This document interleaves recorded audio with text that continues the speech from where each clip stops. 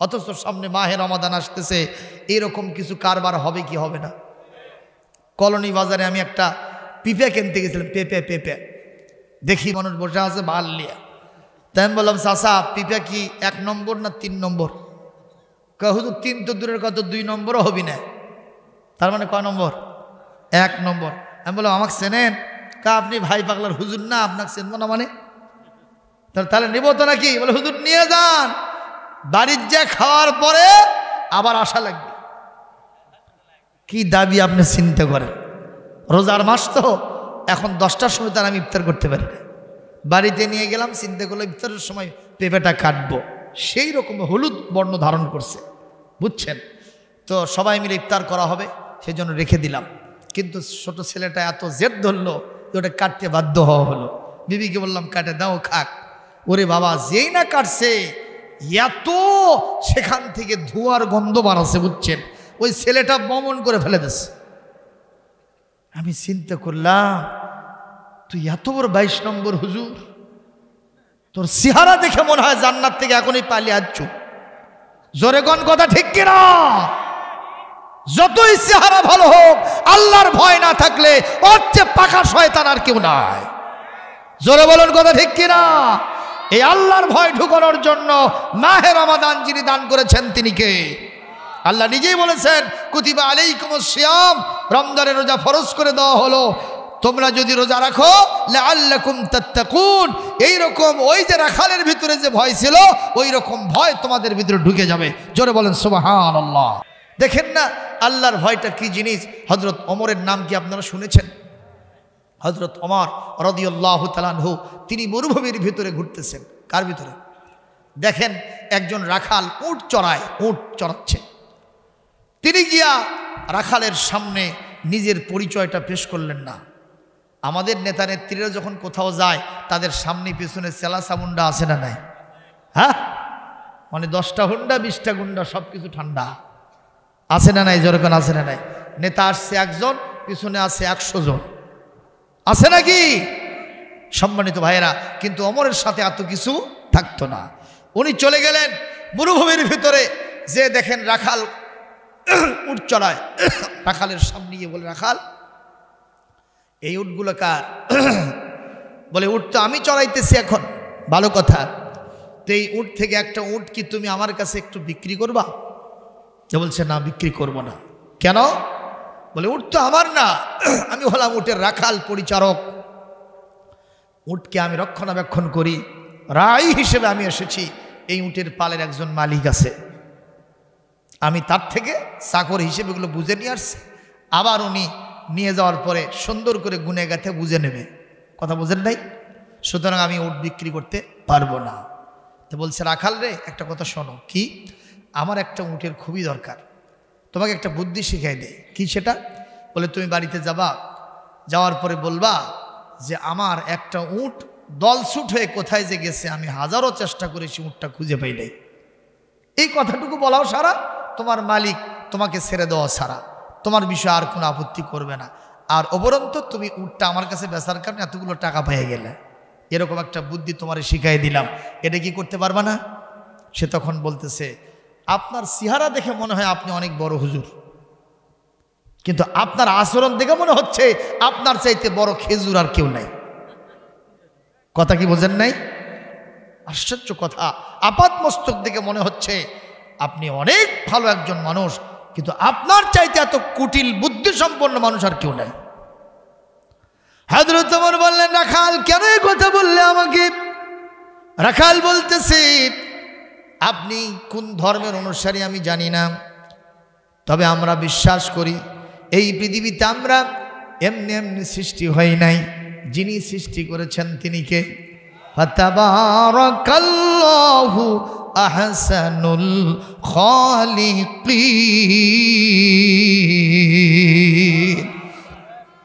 বরকতময় সেই মহান আল্লাহ তাআলা, যিনি আমাদেরকে সুন্দর করে সৃষ্টি করেছেন। সুবহানাল্লাহ বলেন।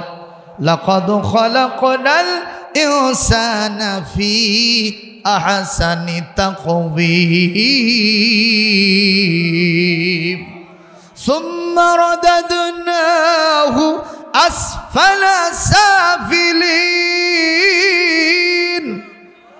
আল্লাহ পাক বলেন সবচাইতে আমি মানুষকে সুন্দর সেকেলার সুরুত দিয়ে বানাইছি। ঠিক না ঠিক বলেন? অত্যন্ত সুদর্শন হলো মানুষের চেহারা। আল্লাহ পাক যেই মহান সত্তা আমাকে আর আপনাকে সৃষ্টি করেছেন, আমার উটের মালিক তো আসল মালিক না, তারও একজন মালিক আছে, আমারও একজন মালিক আছে, আপনারও একজন মালিক আছে।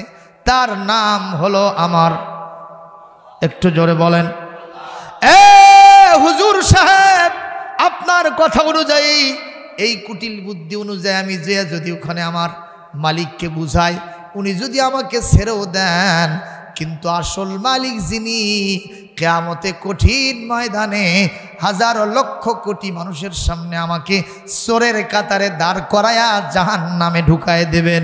আমি সেই মহান আল্লাহকে ভয় করি, সুতরাং তার ভয়ে আমি উট বিক্রি করতে পারবো না। জোরে বলেন সুবহানাল্লাহ। আবার ভাইরা, এই কথা বলার পরে হযরত ওমর যখন এটা শুনলেন, তিনি কাল বিলম্ব করলেন না, তাড়াতাড়ি সেজদায় পড়ে গেলেন।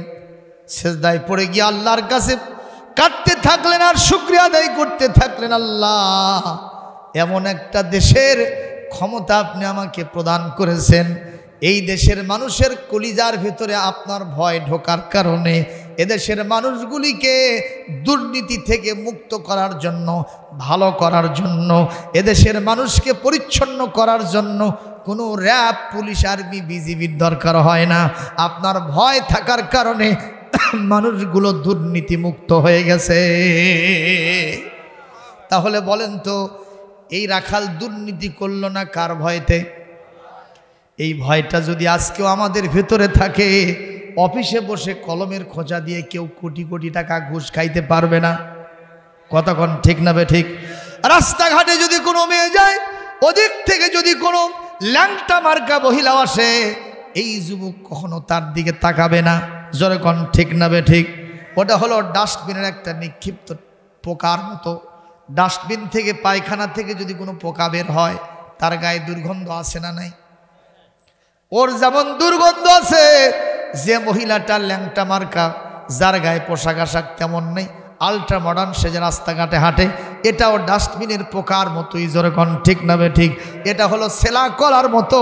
সেলা কলায় যেমন মাছি, মশা আর বিভিন্ন ময়লা আবর্জনা পড়ে, এই মহিলার দিকে চামড়া ওঠা অনেক যুবকরা লুলুপ দৃষ্টি দিয়েছে। যত দৃষ্টি হইছে, জেনার গুনাহ হয়ে গেছে। কে দিয়েছে? এই জন্য আল্লাহর তাকওয়া যাদের ভিতরে থাকে, এরা সুদ খায় না, ঘুষ খায় না, জেনা করে না, ব্যভিচার করে না, এরা কখনো মদ, জুয়া, গাঁজা, ফেন্সিলের সাথে সম্পর্ক রাখে না, মানুষ হত্যা করে না, সন্ত্রাসীগিরি করে না, এরা চাঁদাবাজ হয় না, এরা কখনো জমিনের আইল ঠেলে না, ব্যবসায়ী হলে খাদ্যে ভেজাল দেয় না, ওজনে কম দেয় না, ক্রেতা সাধারণকে ঠকায় না, খাবারের ভিতরে ফরমালিন মিশায় না। জোরে কোন ঠিক কিনা? মোনাজাত নিয়ে আমাদের দেশে কিলে কিলি চুলোচুলি আছে না নাই? সেদিন চাঁপাই নবাবগঞ্জ গেছিলাম, ওখানে যাওয়ার পরে যা দেখি সেই চুলোচুলি আর কিলেকুলি। 3 দিন মাহফিল, আমি শেষ দিনের প্রধান বক্তা।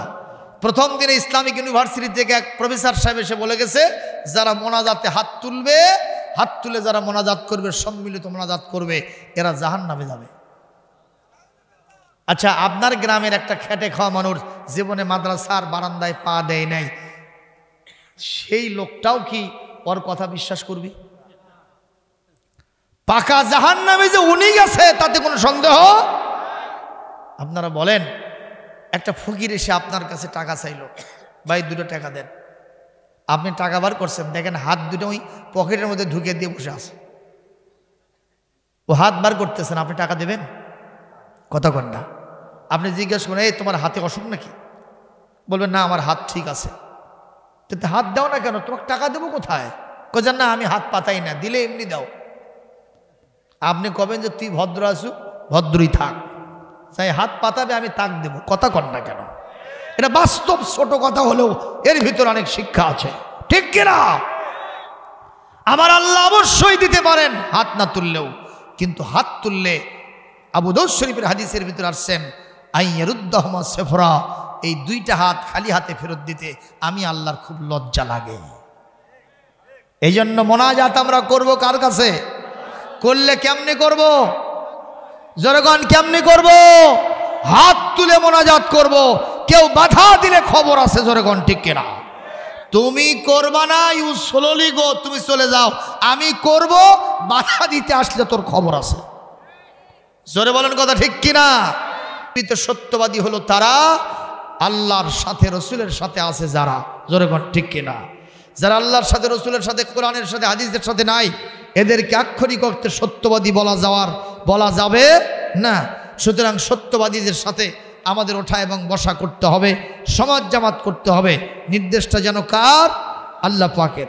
কোরআনে কারীমে আল্লাহ পাক বলেন, লাইসাল বিররা আন তুওয়াল্লু ওয়ুজুহাকুম কিবালাল মাশরিকি ওয়াল মাগরিবি ওয়ালাকিন্নাল বিররা মান আমানা বিল্লাহ।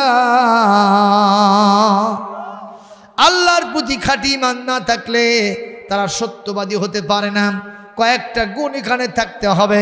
সর্বশেষে গিয়ে আয়াতে সূরা বাকারার 177 নম্বর আয়াতের শেষে আল্লাহ পাক বলেন, উলাইকাল্লাযীনা সাদাকু ওয়া উলাইকা হুমুল মুত্তাকুন। আল্লাহ বলেন এই গুণ সম্পন্ন মানুষেরাই হলো সত্যবাদী, আর এরাই হলো মুত্তাকি। যেরকম সুবহানাল্লাহ। সুতরাং আজকে নারী দিবসে ইসলাম নারীদের মর্যাদা দিয়েছে তিনটা সেক্টরে। একটা হলো কনে হিসেবে, আর একটা হলো বধূ হিসেবে, আর একটা হলো মাতা হিসেবে। যেরকম সুবহানাল্লাহ। কনে হিসেবে কি মর্যাদা দিল? রসুল বলেছেন, যদি কোনো মানুষ তার দুইটা মেয়ে সন্তানকে ঠিকমতো লালন পালন করে দিন শিক্ষা দিয়ে সৎপাত্রে দান করতে পারে, আমি আর ওই ব্যক্তি কাল কিয়ামতে জান্নাতে পাশাপাশি থাকবো। সুবহানাল্লাহ। যেরকম আর সর্বশেষ এই পৃথিবীতে মা হিসেবে নারীকে ইসলাম মর্যাদা দিয়েছে। যেরকম ঠিক কিনা? মায়ের মর্যাদা বেশি না কম? আমরা পুরুষ, আমাদের পায়ের নিচে জুতা আর মাটি। রসুল বলেছেন, আল জান্নাতু তাহাতা আকদামিল উম্মাহাত। এই পৃথিবীতে মায়ের জাতি যারা, তাদের পায়ের নিচে আল্লাহর বেহেশত আছে। যেরকম সুবহানাল্লাহ। মা বাবার খেদমত করবেন, মায়ের খেদমত করবেন, আল্লাহ পাক আপনাকে জান্নাত দিয়ে দিবেন। এই গাটার ঠিকিয়ে দিয়েছেন। অবশ্যই না ইনসানা বিওয়ালিদাইহি ইহসানা। সুতরাং মাকে খেদমত করতে হবে, বাবাকে খেদমত করতে হবে, তাদের সাথে ইহসান সদাচরণ করতে হবে। তাহলে খুশি হবেন কে? আল্লাহ। সুতরাং আসুন, আজকের এই আলোচনা সার্থক হবে তখন, আলোচনাগুলি মেনে চলবো যখন